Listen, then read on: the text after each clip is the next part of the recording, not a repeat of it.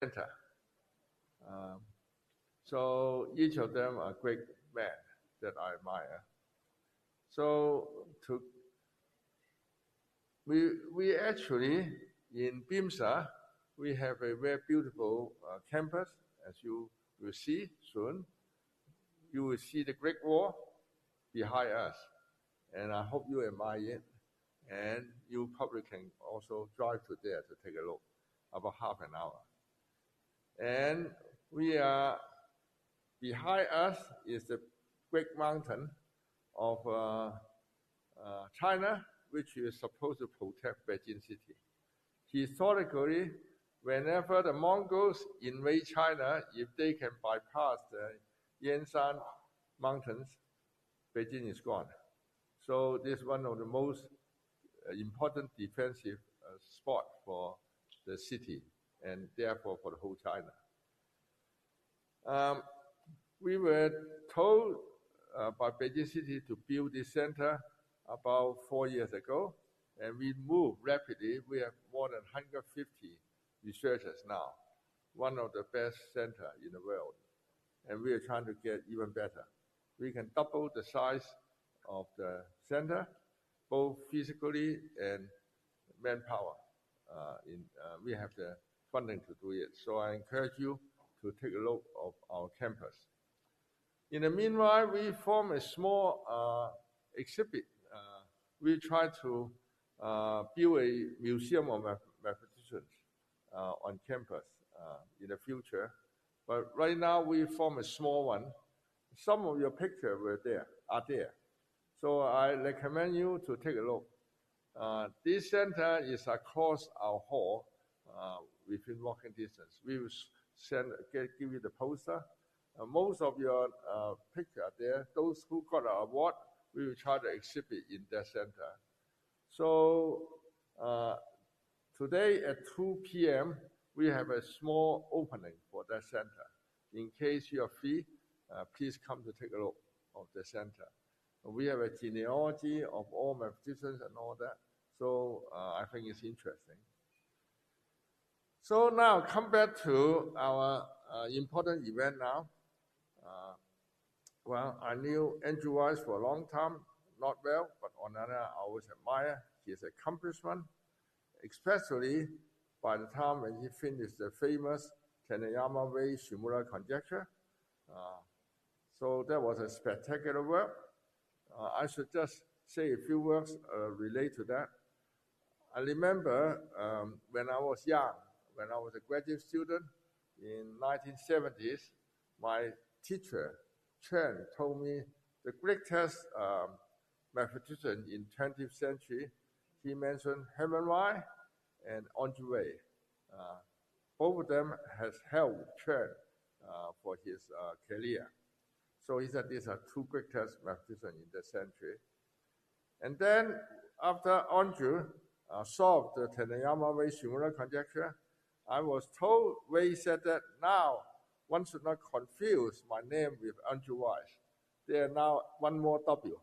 There will be 3 W who are the greatest mathematicians in the 20th century. So we are very grateful and happy to have Andrew to be willing to receive the award that we gave and also give this grand lecture, the Langlands project. So, Andrew.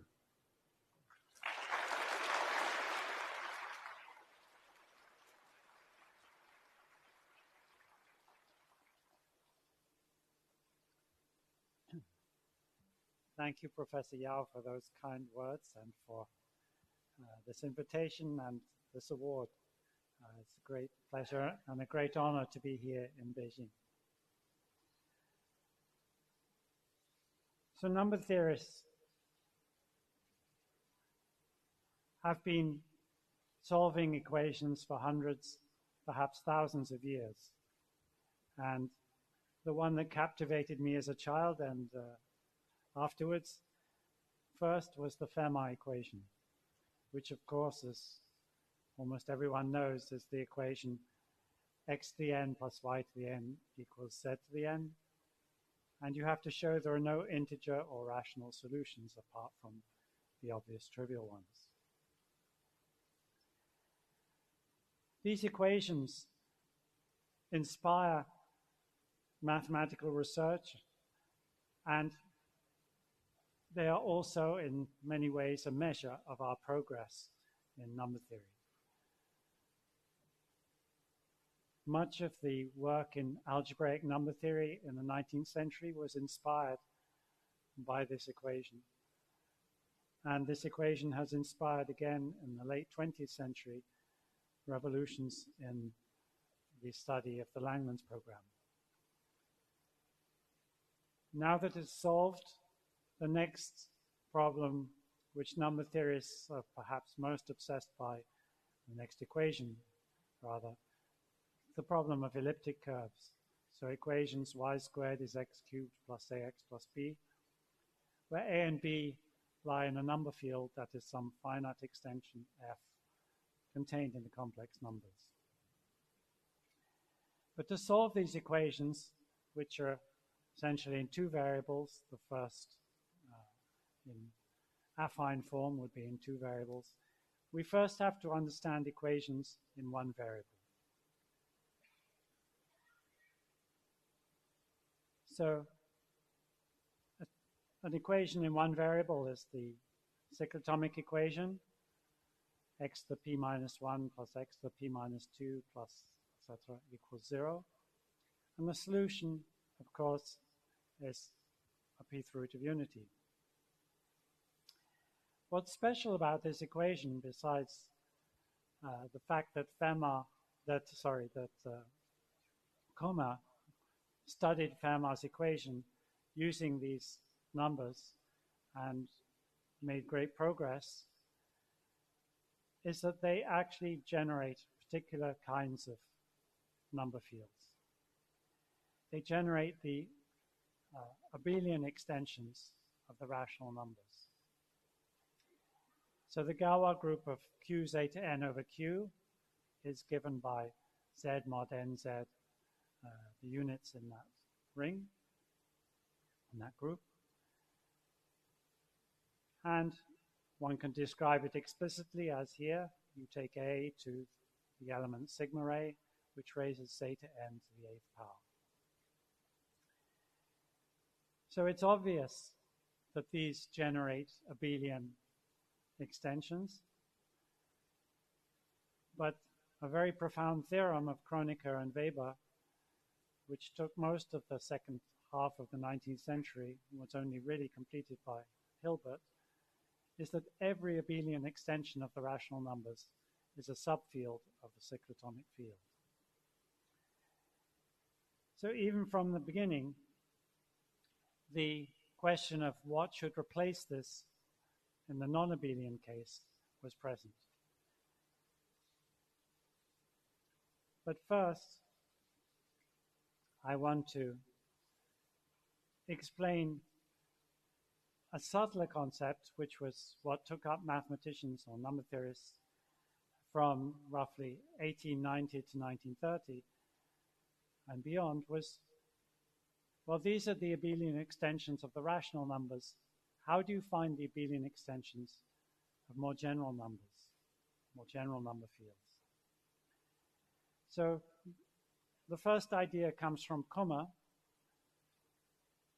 In Kommer theory, he can explain the abelian extensions of a field if that number field contains roots of unity. So if you assume that the nth root of unity, e to the 2 pi I over n, is in the number field f, then you can extract nth roots and get abelian extensions. So for example, the nth root of 2 generates an abelian extension. And here we get an abelian extension. Z mod nz is isomorphic to the Galois group by a similar map. You take the nth root of 2 to some other nth root of 2 by multiplying it by a power of the root of unity by e to the 2 pi I a over n, or zeta n to the a. And that gives you an automorphism, and these elements generate the Galois group. I have to say a number field without roots of 2 because otherwise it's slightly degenerate, but it still generates an abelian extension. Of course, I can take the nth root of anything else, and Kummer showed, and this is not a difficult theorem, that every cyclic extension of f of degree n is of this form, extracting the nth root of something. So that has a rather simple answer, but the answer, how do you generate the abelian extensions of a general number field without this assumption that the root of unity is in the field, is very profound, and that's basically what class field theory is about. It's a bit like the difference between solving y squared is x cubed plus ax plus b in a quadratic field and over the rationals. In a quadratic field, you could put in any value of x and you'll get a solution in a quadratic field. So it's a very important question, even though it may seem only a slight difference. So class field theory was developed by many people, starting really with Hilbert, who studied unramified extensions, and many profound developments made by Takagi. He had most of the proofs, but then the most fundamental and important insight came from Artin. So he describes the abelian extensions of f in general. For example, if we started with f is q root 5 instead of q, and if p is an odd prime, then you find there exists an abelian extension m of f such that the Galois group of m over f is given by z root 5, the ring, modulo the ideal p generated by p and 1 plus root 5, and take the units in that quotient. This m replaces the p cyclotomic field over q. If you take a similar construction over the rationals, you would get back the cyclotomic fields, or the real subfield of the cyclotomic fields. So it doesn't sound very explicit, and certainly originally Hilbert and others hoped that you'd have something analytic that would generate it, like the roots of unity are values of the exponential function. But I think in time that hope has evaporated in the original sense, at least, though some shadows of it can be proved. But this M is not just an existence theorem, but it's actually, one can characterize it, and that's what class field theory does. So you characterize it either by the splitting of primes or by the norms from M to F. You can describe it in some rather complicated but very natural way. But the fundamental fact, which was found by Artin in 1922, is that there's a canonical isomorphism. I'm not going to describe that at this point, but I will give examples subsequently. And it's very profound, and I hope you will see why it's profound. But before I describe it, let me just say a word about proofs. I'm not going to talk about proofs. The proofs of class field theory are very complicated, but the idea which I tried to crystallize, something like the following. Suppose that M is an abelian extension of F of exponent n. That means that the Galois group is a quotient of products of cyclic groups of order n. Then if we attach the nth root of unity to F, so we start with F adjoin an nth root of unity, F theta n, then we can find all the abelian extensions by extracting roots, nth root of alpha 1, nth root of alpha 2, and so on, where the alpha I are in the field F theta n. So Kummer tells us how to do that. We know the abelian extensions with this theta n adjoined. And the crux of class field theory is to calculate which ones descend to F. It sounds like it shouldn't be such a hard problem, but it turns out that it is. And the basic arguments originally at least, were separated into two kinds: counting arguments, which nowadays are thought of in terms of cohomology, but in fact were some of the origins of some of the statements in cohomology, like Hilbert 90, Herbrand quotient, and so on. And secondly, analytic arguments. These involved the L functions associated to such fields and properties at the value s equals 1, using generalizations of Dirichlet's L functions. Okay, well, that's just an idea of the proof, and I'm saying that because I want to make some reference to it later.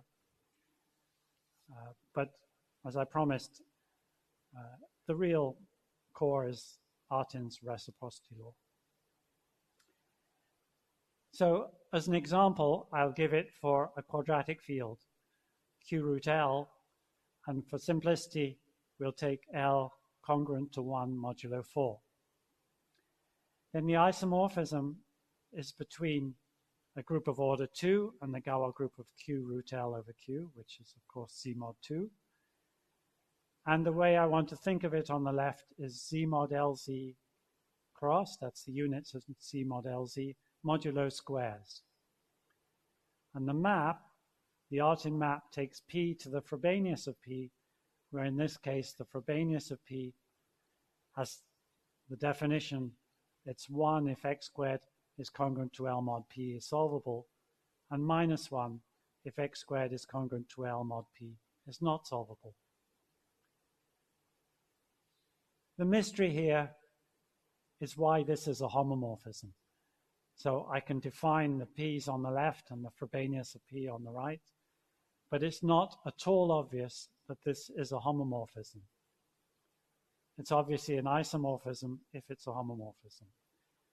And Gauss's reciprocity law says precisely that this is an isomorphism. Because on the left, if it's trivial, that means P is a square mod L, and on the right, by definition of Frobenius, that will be 1 if and only if L is a square mod P. And from this, you can see why these laws are called reciprocity laws. It's because the role of L and P can be interchanged. Almost every subsequent reciprocity law has lost that link with reciprocity. So the name can be a bit perplexing if you hear of the Langlands reciprocity law. But in this original instance, which is the simplest case of Langlands reciprocity law, the meaning is clear. Okay, so we want to extend this class field theory ideas to the case of non-abelian extensions. So first we need some non-abelian extensions. So the easiest way to generate them, the most natural, is from geometry, in fact. So let's take one of our elliptic curves. Y squared is x cubed plus ax plus b.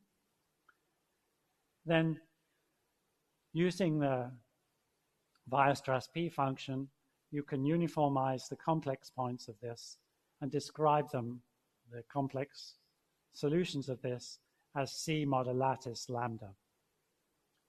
And from that, it's immediate that the points of order L, the kernel of L to the n on E, or the L to the n division points, are L to the minus n lambda mod lambda, lambda being the lattice.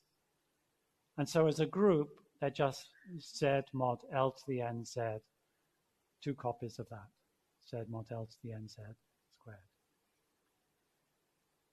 But if the elliptic curve is over the rationals, as I'm assuming here, A and B and Z, then in fact, these points can be acted on by the Galois group, and it gives us a representation of the Galois group of Q bar over Q to GL2 Z mod L to the NZ.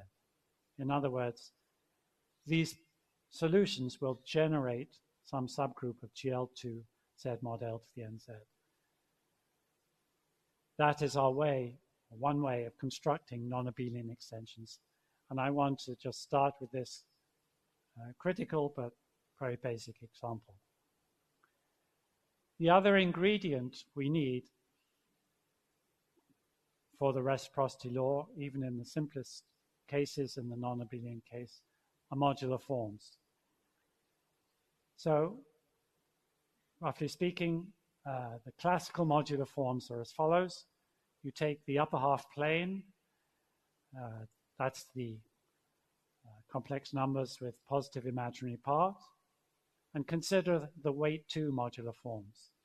So these are the holomorphic functions from the upper half plane to the complex numbers, which satisfy this transformation property, that f of az plus b over cz plus d is cz plus d squared times f of z for all matrices A, B, C, D in SL2Z, which have C congruent to 0 mod some integer n. And the n will be specific depending on the elliptic curve. It's rather subtle what n you have to choose, and I'm not going to go into that. You also have to make some slight restrictions on the function at the boundary, but I'm not going to go into the details. But this is essentially what the modular forms are. Now, the space of such modular forms have operators on them called the Hecker operators. And I've given you the formula here for one such operator. This Tp of f gives you another function on the upper half plane, which is invariant under the same group.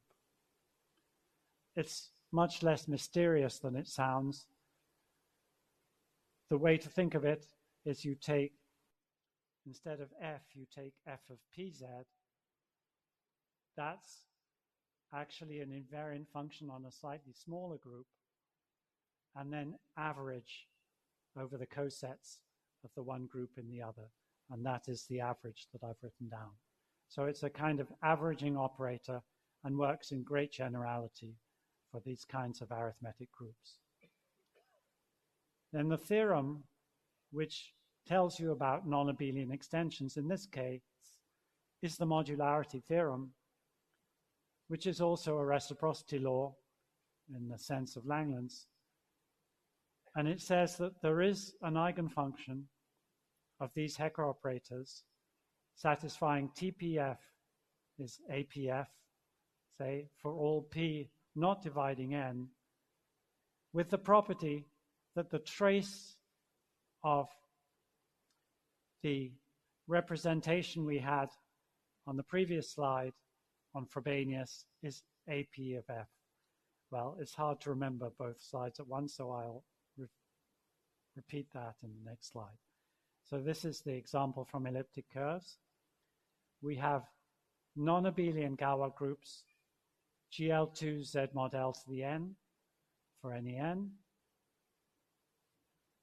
And we have a construction of something called the Frobenius, which I haven't explained in this generality. I only explained it for the quadratic field. It's absolutely crucial, but it's a little subtle. But anyway, it's some element of the Galois group which you can attach to prime numbers. So the trace of Frobenius should be AP. If that's what it is, then there's a modular form which is an eigenfunction for all the Hecker operators and satisfies TPF equals APF. This is the was the modularity conjecture of Taniyama, Shimura, and Vey. And it's an instance of Langlands reciprocity.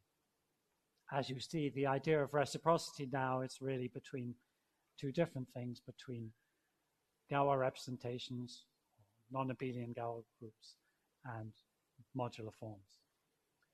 So Langlands predicted a huge generalization of this, where you take any f replacing the rationals and any GLN instead of GL2. He did more as well. You could replace GLN by other groups, but let's just stick with this one. And it takes very general n-dimensional Galois representations over F, not all of them, but somehow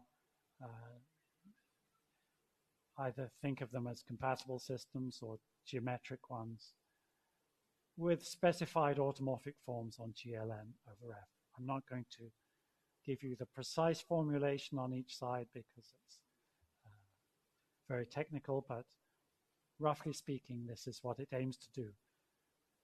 And as you see, when we talked about non-abelian class field theory, as with all non-abelian things, representation theory is more natural than the groups themselves. So we actually change our attitude to thinking about representations. So much of the work on Langlands predictions, Langlands program, have not been directly on this problem, but in some sense more on predictions of Langlands program. Because immediately from this correspondence, Langlands could make some very startling predictions. You see, with Galois representations, there are many obvious things you can do, as with any representations. You can do induction, restriction, tensor products, symmetric powers, all these natural operations. And you look on the other side on automorphic forms, and they simply didn't exist. So there are a whole set of things that should occur in function theory and analysis that have just never been there. So he made these predictions, and most of the work has been on specific cases of these predictions, and with some success in some cases. But I believe that actually to try and prove these fundamental relations, it's helpful to go back to the original setting of class field theory and try and understand how to make this correspondence, at least in simple cases, at the basic level, not with the implications that have subsequently been used. So I want to try and generalize the ideas in class field theory and try and see where they should come from. Well, the first is common theory, and that actually has, a lot of that has been replaced. So it doesn't look quite the same, but it's a notion of potential modularity has been developed by Taylor and a number of other authors. And let me give you a simple example of this. Suppose you take one of our elliptic curves over a number field F0, which I'll assume is totally real. So I don't want to explain in detail what this means, but it means you allow numbers like the square root of 2, because root 2 and minus root 2 are both real, but not the cube root of 2, because the cube root of 2, there's a non-real cube root. So it's ones which are totally real. The numbers involved are always real. Okay, so we want to find a modular form. In this case, the Langlands reciprocity would want you to find them associated to the Galois group of some field Fn over the original field F0, where the Galois group is GL2 Z mod L to the NZ, or representations like that. And what potential modularity says is that you can find some much more general totally real field called F0 prime, over which all this works. You have reciprocity, you can construct the fields, and so on. So just as in class field theory, the real problem seems to be descent. You've got something like common theory where you can make the constructions, you can prove reciprocity, but you want to try and descend back to the original setting of the field F0. So let me say what this means in the case, in the analytic setting. So you suppose that you've got a totally real field F0. You've got some bigger totally real field F, which contains F0, and the extension is Galois. Suppose the degree of that extension f over the rationals is d. Then in the bigger field f, you have what are called Hilbert modular forms. So these are generalizations of the original classical modular forms. They're functions on d copies of the upper half plane to the complex numbers, again holomorphic, but this time in several complex variables. They have a weight 2 action defined in much the same way as before, but with respect to subgroups of SL2 of the integers of that totally real field instead of SL2 of the classical integers.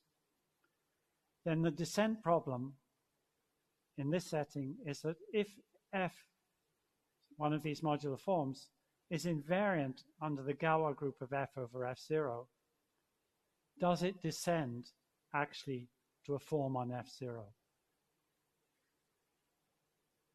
And the notion of descent here is not an obvious one, because what it means is this is just for eigenforms, and it descends in the sense that there's an eigenfunction which descends. So the eigenvalues are related to the eigenvalues of the function of the Hilbert modular form. So it's implicit in Langlands' program, Langlands' conjectures, that the answer is yes, at least after twisting by an invariant character. But this is a very elusive problem, has been a very elusive problem.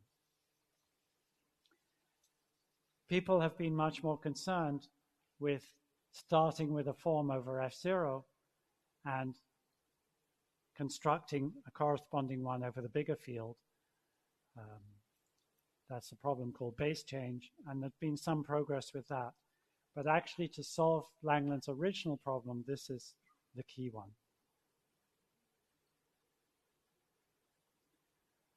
So the key technique in Langlands' whole program, at least the key one that Langlands wanted to use, was the trace formula. And it's the same as in all representation theory. This is all about representation theory, and the trace, even in representations of finite groups, is what we use most as a tool to understand the representations. Suppose we start with f0, the weight 2 modular forms over f0, and f, the weight 2 modular forms over f. So f0 is contained in f is the bigger field. It's a Galois extension. Galois group is f over f0. And I need primes pi 0 and pi at degree 1 primes of the integers of f0 and f, respectively.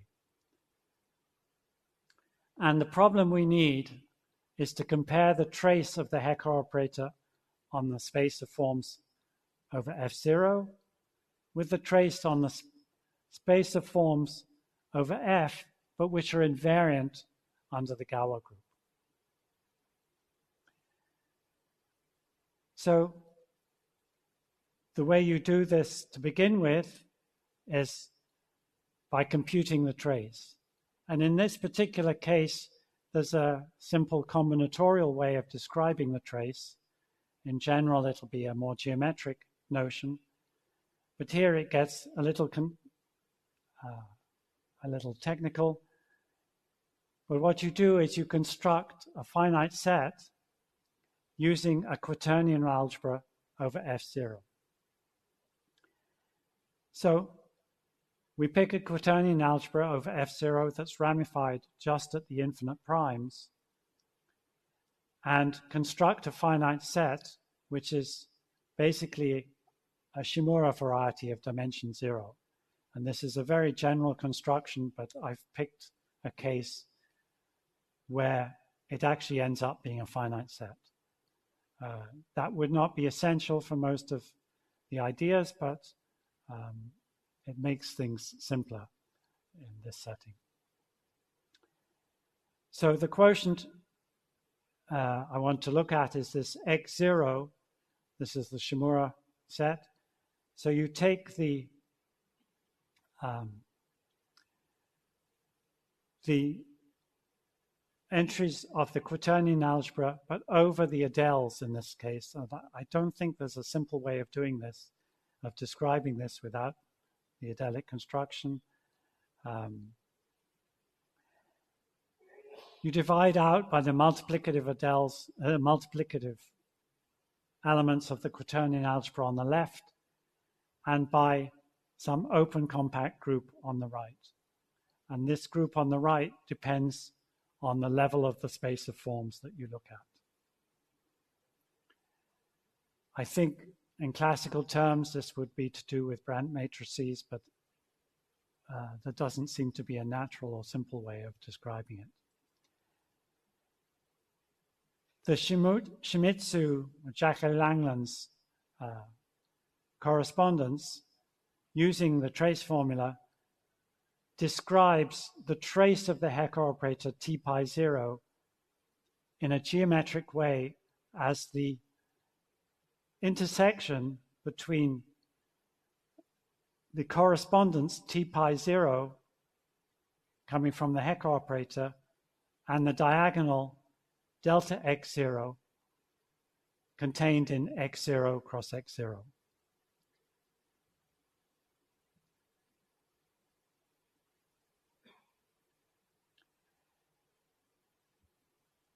Okay, so what is the strategy for Langlands reciprocity? This has given us some combinatorial way of describing the trace on the spaces of modular forms F0 and F. So I want to propose a strategy like for class field theory. So a counting argument which relates the trace on x0 and the trace on x. So T alpha 0. So to do this, it's subtle because I need to take not the trace of on the whole space, but the trace on the invariant space. So the way to do this in a non-abelian setting is to take a projector. So I find a Hecker operator T alpha which projects to the invariant space. Then we look at T alpha 0, T pi 0 intersect the diagonal and try to construct a map into the corresponding thing for x. So again, here delta x is the diagonal, x cross x.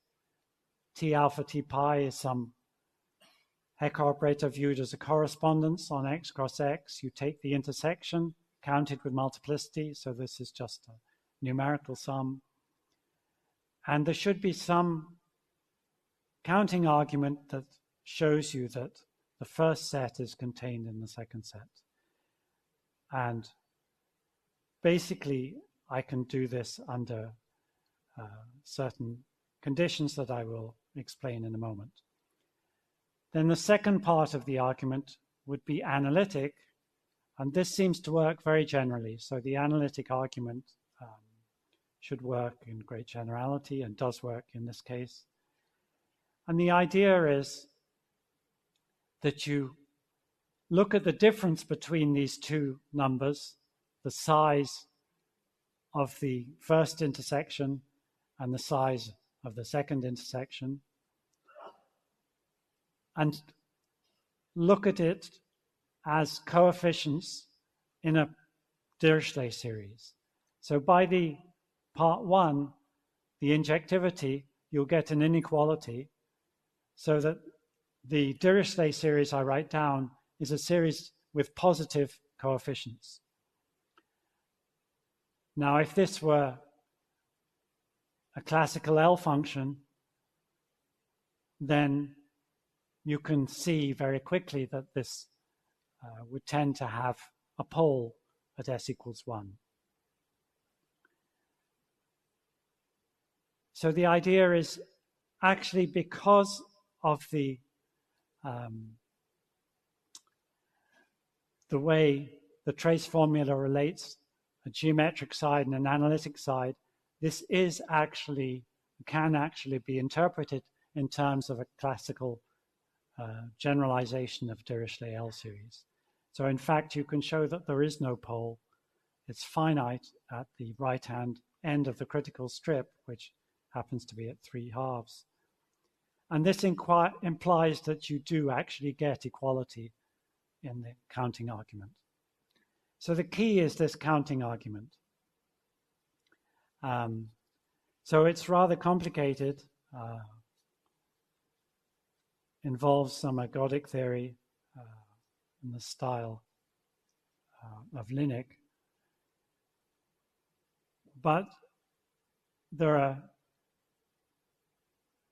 a statement that's lacking, and this statement requires some input from outside number theory, and I hope to engage people in this problem, which I think I described the simplest case of it, but I think there would be many more problems of this kind to generalize this. So I want to describe this as now. So it's a known problem, but let me try and describe it a bit in this case. So we have a quaternion algebra D over our number field F, our totally real number field F. And there are lots of quadratic extensions of F sitting in the quaternion algebra. So there are many L over F quadratic with L contained in D. And we've got this construction X, which is a Shimura variety, in this case a finite set, df cross, well, d cross on the left, and some open compact subgroup on the right. This is a very standard construction in Shimura varieties. And what we need is that when you take these quadratic fields in D and you view the image in X, first that the image of the multiplicative units in the adels of L are essentially surjective to X. By essentially surjective, I mean there's some restriction come from the reduced norm, which is very obvious and elementary, but subject to the obvious restriction, this should be surjective. This part is largely true, and it follows from the generalization of Wiles-Bourget's theorem, which was first done by Xu Zhang, and also versions with Wei Zhang, and refinements due to Yuan, Kai, Xu, and Ye Tian. So the first one should be fine. There are some technical refinements that are needed, but this one seems fine. The second issue is that unlike in the Chebotarev density theorem, of which this is really an analog, you need it also for the product of two copies, X cross X, where you twist the map. So you, instead of taking a map from L to the diagonal, you multiply the second one by some fixed adel beta F. And what you need is that for the norm of the class of beta F being sufficiently large, that this is also essentially surjective. This is called the mixing conjecture of Michel and Venkatesh. It was announced at the International Congress some years ago. It's an ergodic kind of result, kind of conjecture, and it's much more general than this. I'm just stating it for one particular instance, but we really want this more generally for Shimura varieties we will want. And this has been basically solved by Kayutin in the case of F being the rationals. So Kayutin's work is a masterpiece from 10 years ago or so, but it's really a new world for number theorists. He starts off with limiting theorems on measures due to Einstein and Lindenstrauss, with ergodic theory, and this is not Linux ergodic theory, but ergodic theory in the p-adic setting in the classical sense, sieve theory, Diophantine geometry. It's a real tour de force, this proof. And some of this generalizes, but some of it requires work. I think there's very few people who have really worked on this kind of result. And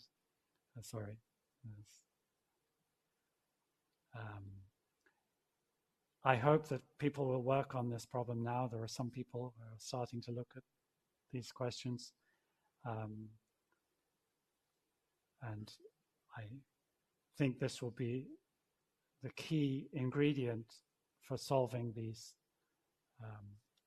reciprocity questions, at least in this arithmetic setting that kind of arithmetic setting I've described. I'm sorry that has gotten rather technical, because that's what happens. You pursue a question like reciprocity, which is, after all, initiated by trying to solve equations. And you get into these kinds of very serious and very varied mathematics. What will it do for us? Ultimately, it seems like a tiny progress in the theory of Diophantine equations. The particular one I was looking at there would give us reciprocity for y squared is x cubed plus ax plus b. So it would give you modularity for that. And this is just the case where f is totally real. So it's just a beginning of the study of this particular kind of equation. And then using further work of Shuo Zhang and others, you can then begin to try and solve some such equations using his work on the Birch-Swinnerton and Dyer conjecture. Hopefully this method will apply more generally to the Langlands program.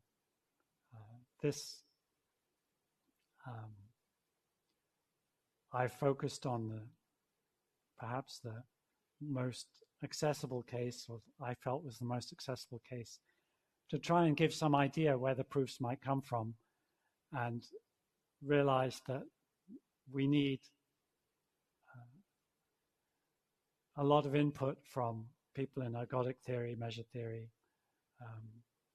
analytic number theory, and so on.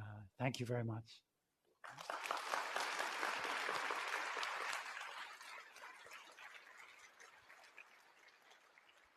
Well, thank you, Andreas. It's a great talk. I hope we can ask some questions. So, any questions?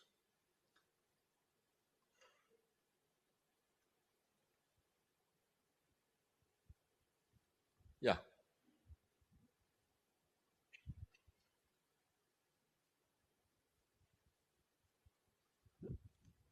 Oh, thank you so much, Professor Wiles. I'm an undergraduate student at Shandong University, and we all know your legendary story with the famous last theorem in our childhood.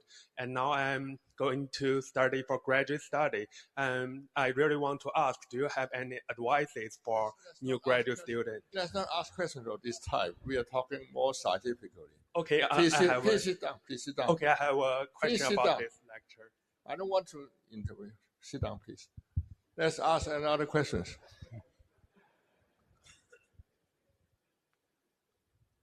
Hi.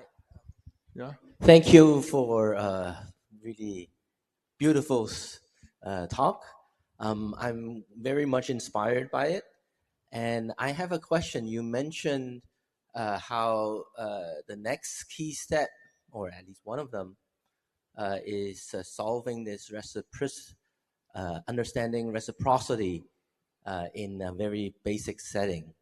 I wonder how this relates to the Birch and Swinnerton-Dyer conjecture. Which one would fall first, or are they essentially equivalent?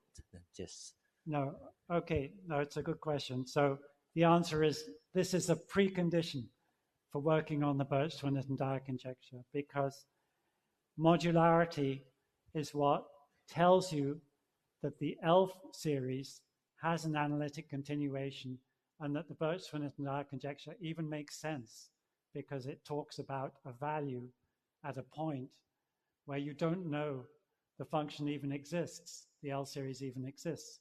So without this reciprocity, you can't even state the Birch-Swinnerton-Dyer conjecture properly. You have to assume this even to state it. So definitely this comes first over these fields. Of course, this was proved over the rationals, so now you just have Birch-Swinnerton-Dyer conjecture there.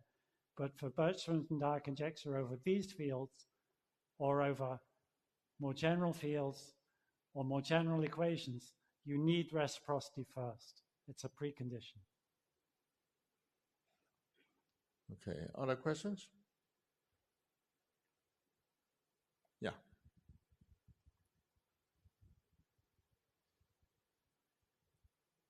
Thank you for the nice lecture. I'm of course very curious about the intervention of the Michel-Venkatesh mixing conjecture in this context. So anything else you could say about how that affects, or how that leads to point 2, that would be great. And then maybe a second question, or you could take either question, is so I think there's some recent work of Brumley and Blomer doing the mixing conjecture under GRH. So would that allow you to make more progress under that assumption conditionally for the time being? Yes, so I'm afraid that so to answer the second part first, the work of Brumley and others on the mixing conjecture under GRH was actually trying to take Kayutin's method and remove the ergodic theory and do it as analytic number theorists. And they could only do that assuming GRH. So ergodic theory at the moment is still much stronger because Kayutin managed to do it without assuming GRH. It's a worthwhile thing to try and do, to try and eliminate the ergodic theory. Maybe there's an analytic method, but I don't know. I'm not an expert. I think much of the ergodic theory should work in this more general context. And I think I've listened to people explaining this to me, and I've tried to understand how Kayutin's work, how his proof works. And I think that the ergodic theory is somehow telling you to look at particular families, analytic families of L functions, which are not ones you would obviously choose if you were doing it in an analytic way. But how essential this classification of measures is, which he also uses, I don't know. And I don't have any idea whether that is replaceable. So the ergodic theory, I can sort of see where that's coming from. But the measure classification is a black box for many number theorists. And I would love to have someone work on this. There are very few people who work in this area, so it's hard to know. So if I understand correctly, you really need the tools, the ergodic theory tools to go into Kayutin's work, as opposed to like just having the final statement of... Well, at the moment, it's possible the ergodic tools can be replaced. That I could imagine. But the limits of measures results, which he also uses, I've no idea. None at all. Okay, great. Thank you. Thank you. Other questions?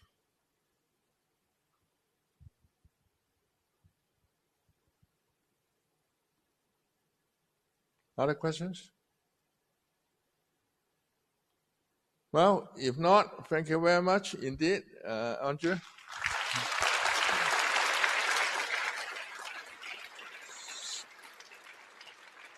So we will come back at 9:45 when Ed Witten will give a talk.